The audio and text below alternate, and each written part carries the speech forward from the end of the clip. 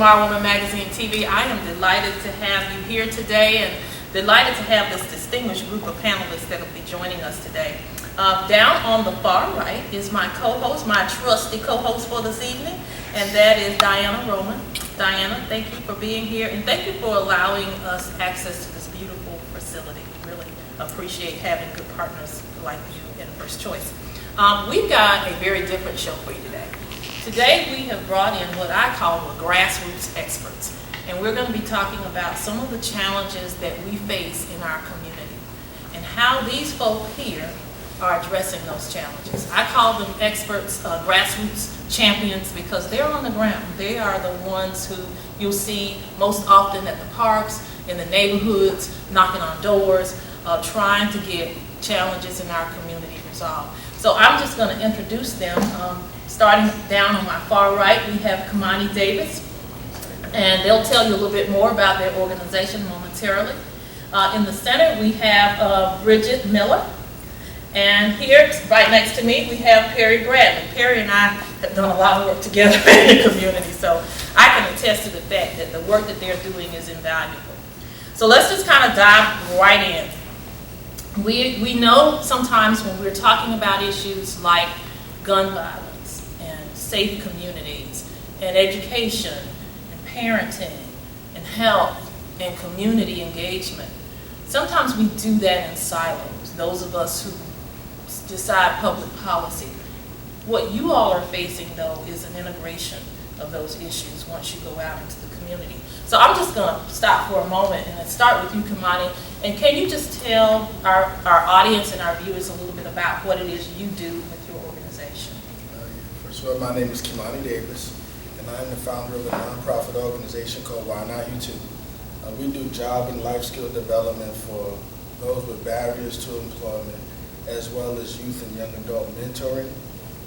We do a lot of community outreach as well, which includes a anti-violence back-to-school bash in the Orangeburg community, which is actually called the I Am Nonviolent Back-to-School Bash, which we usually give around 600, 700 book bags and school supplies, but we also bring in law enforcement to talk to the youth and their families about the importance of having a nonviolent community or nonviolent approach in the community.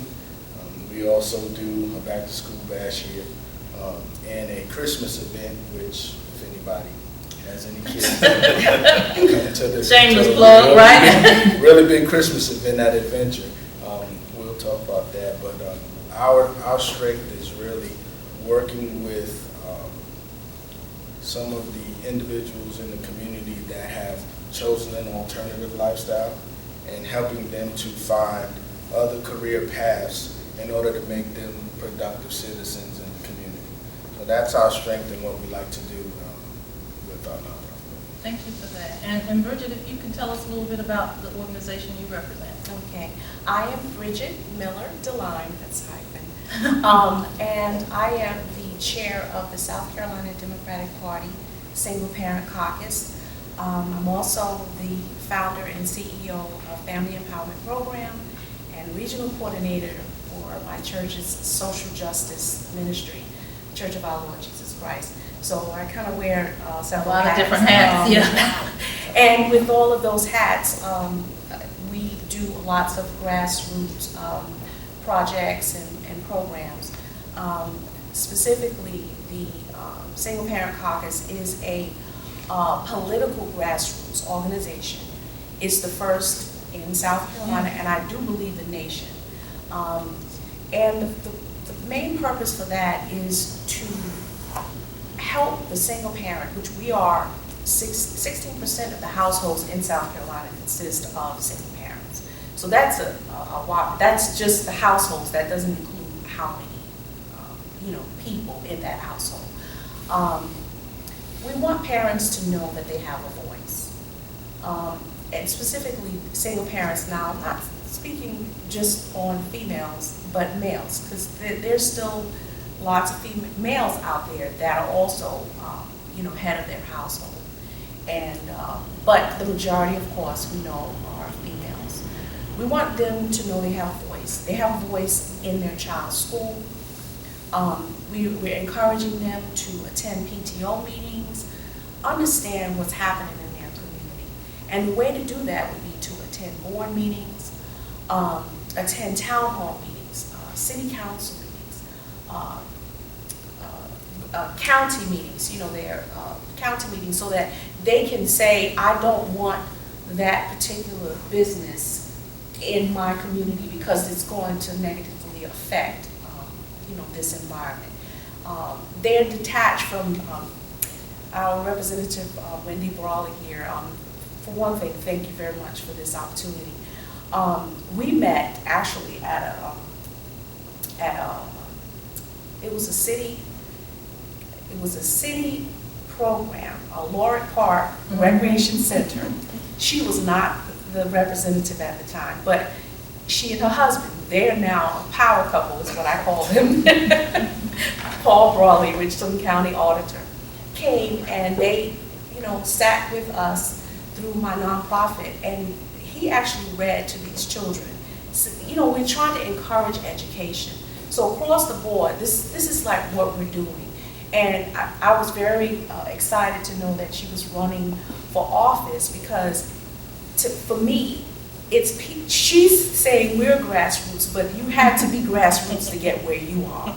And so that type of engagement is important. And we continue to do that every year. Our nonprofit organization, we do some of what this gentleman does, the back to school bash. We do community policing projects that include what we call Pizza with the Police. Domino's, they donate pizza, and the police come and they engage the community. They have wholesome conversation. Just, a wonderful program, and there's so much more. But I'm going to shift it over and give someone else a chance to talk.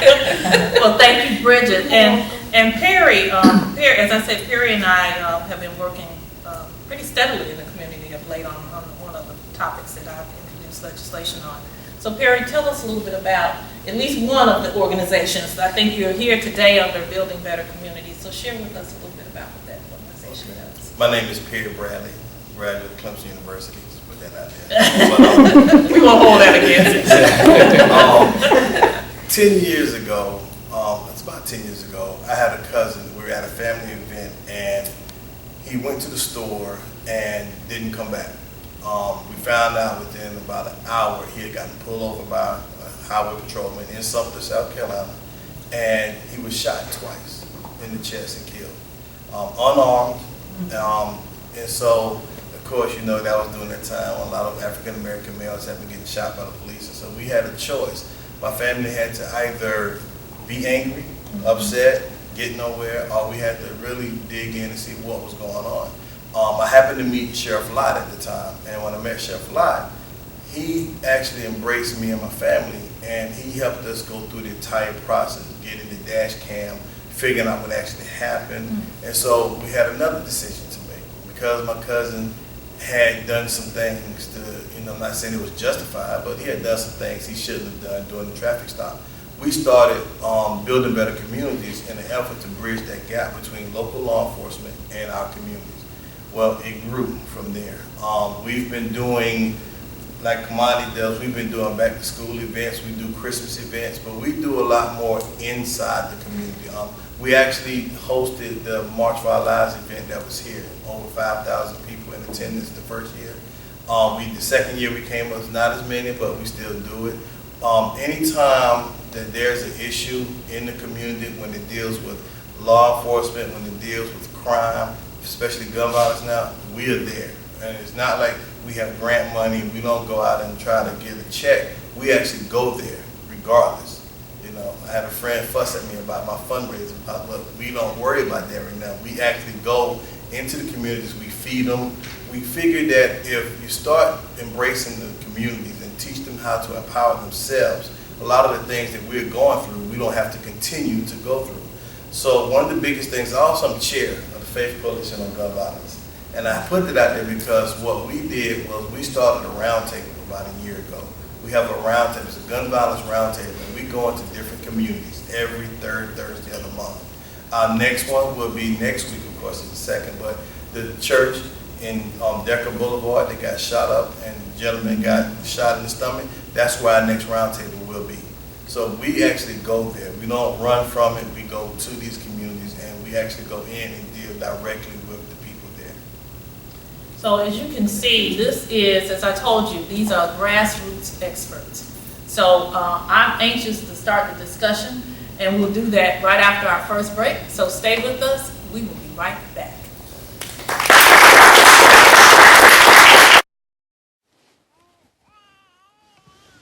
So they say it's a man's world?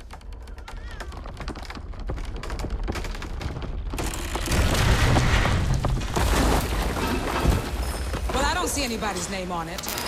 While they were out doing their thing, we slowly changed all that.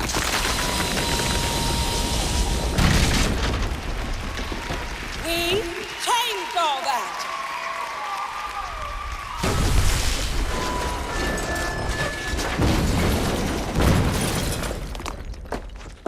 Today, women can do anything men can do. And there's one thing we're even better at.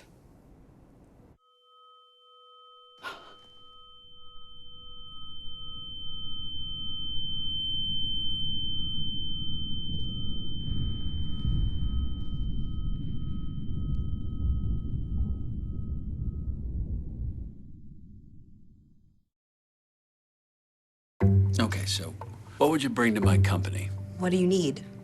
I need problem-solving skills. I got through high school without a car, a phone, or a computer. No college degree, though. Not yet, but life's taught me a lot, and I'm ready for more. Well, you're not the typical kind of candidate that I hire.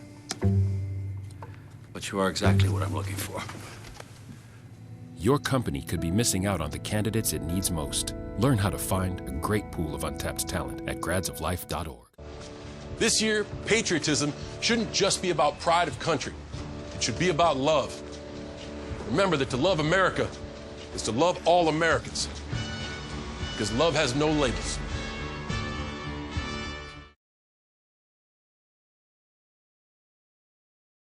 Hey, Charleston. The 18th Annual Health Empowerment Tour is making a tour stop on Saturday, October the 19th from 9 a.m. to 1 p.m. at Fresh Future Farm in North Charleston. It is going to be an exciting day of fun and empowerment for your whole family. Our theme this year is Mind, Body, and Spirit, because you are worth it. Our featured speaker is Low Country's own renowned artist, Jonathan Green. Plus, we have family Zumba, free health screenings, lunch, and door prizes, and entertainment. The event is free, but you need to register to attend at IMARAwoman.com. So reserve your space today, and we'll see you on Saturday, October 19th at Fresh Future Farm in North Charleston for the 18th Annual Health Empowerment Tour. I'm a single mother, and I was the main one working, so I never thought that I could go back to school, you know.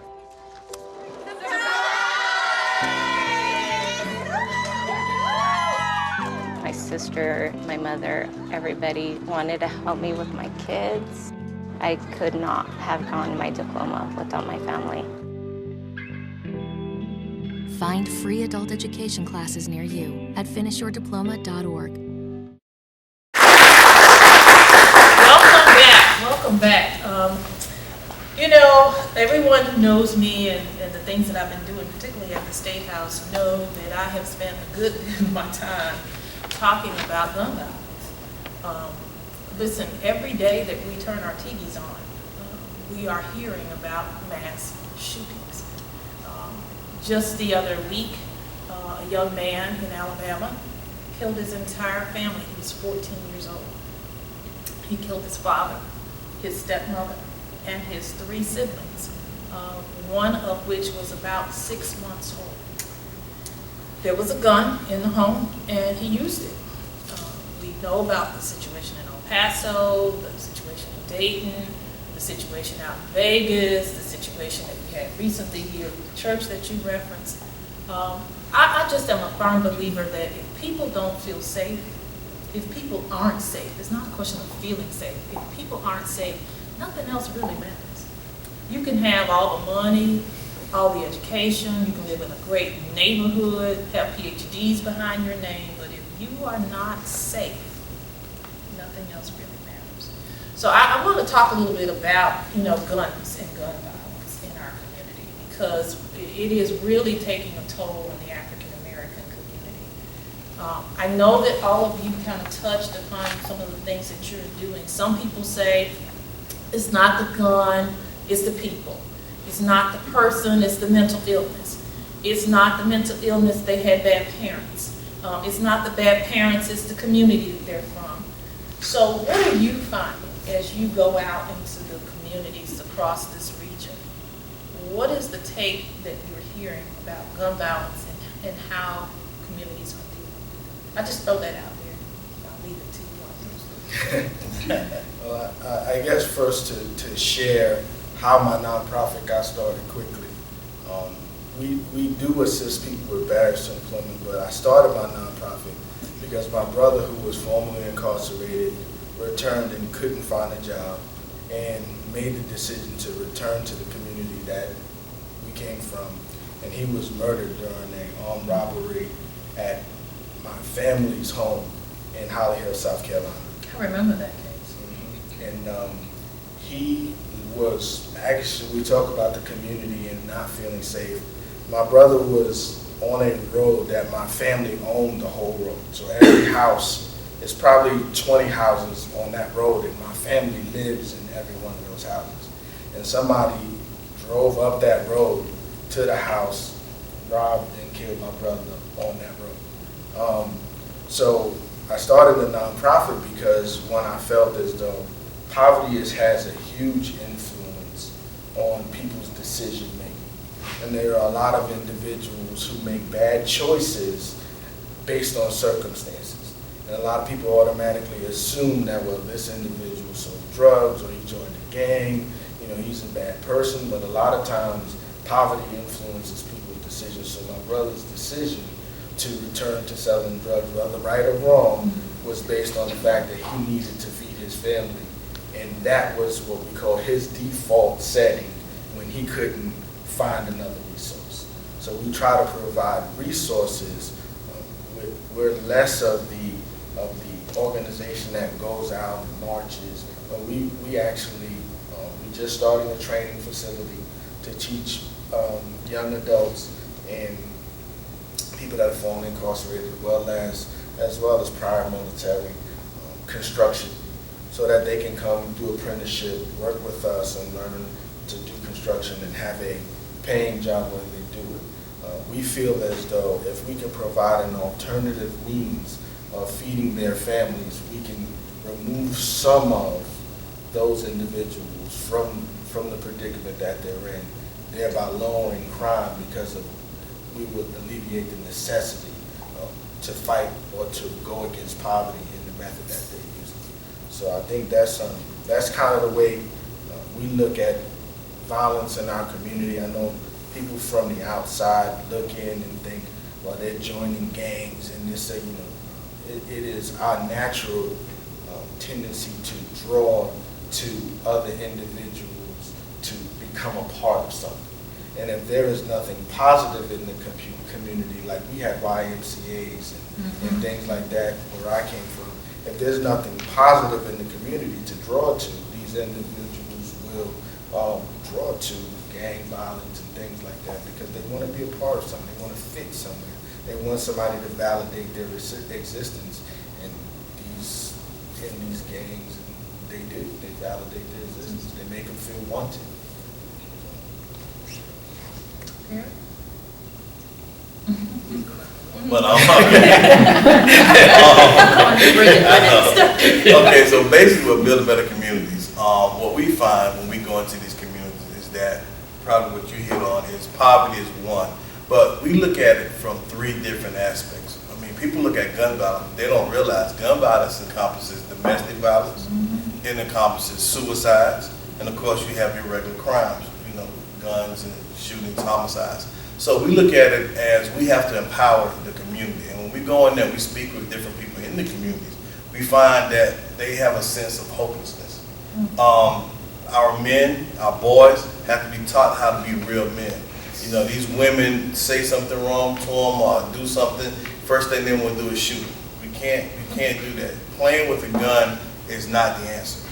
Just to give you guys a background of why I'm so strongly in it is because when I was younger, I had an uncle that got drunk and left a loaded firearm, unattended. I got it, me and my cousin were playing with it, and I was shot with it. So, that, when we talk about gun safety, we stress that because I'm a victim of that. When we talk about violence in the community, I've had 3 cousins murdered by African Americans dealing with drugs and everything else. One of them was very hard because he was my cousin. He went to Atlanta on a drug deal and they gunned him down and killed him. Shot him, I think, 6, 7 times. So when I talk about gun violence, it's real strong to me. And that's why I go into these communities, because we have to give our people hope. And it's not a black or white thing, it's not a Hispanic thing, it's really, truly a community thing because our communities are mixed. So we have to figure out ways to give them hope. And that's what we do. We do the programs where we do the midnight basketball. People don't realize, they think, oh, midnight basketball, what is that? Well, we go from 7 to midnight. We give them the opportunity to keep our young kids engaged and off the streets. That at the prime time that we found that they get in trouble, especially at night. They don't need to be doing nothing but learning something and get away from these guns. Also, people pick up a gun because they think it's cool. Well, if you start educating the community and teaching that this is not something that's cool, then we hope that they'll put it down. Suicides, like I said again, it goes all back to hopelessness. Whether you can't find a job, which is very important, especially coming out of prison, and they won't give you hope. So we try to go and empower our communities, and that's the biggest thing we find. I'm gonna just say the word hopelessness, because that's what we find a lot of times is the key behind a lot of the gun violence. Well, first I'd like to say I'm sorry to hear about your brother and the misfortunes, but I truly appreciate all that the gentlemen on the panel have done, because what is it that they say, whenever there's a crisis, it provides an opportunity for people to reach out and help others, and to help to prevent them from doing the same thing. First I'd like to say I strongly support the second I'm sorry. The second Some people think it is a commandment. Amendment. I strongly support it, but I do not support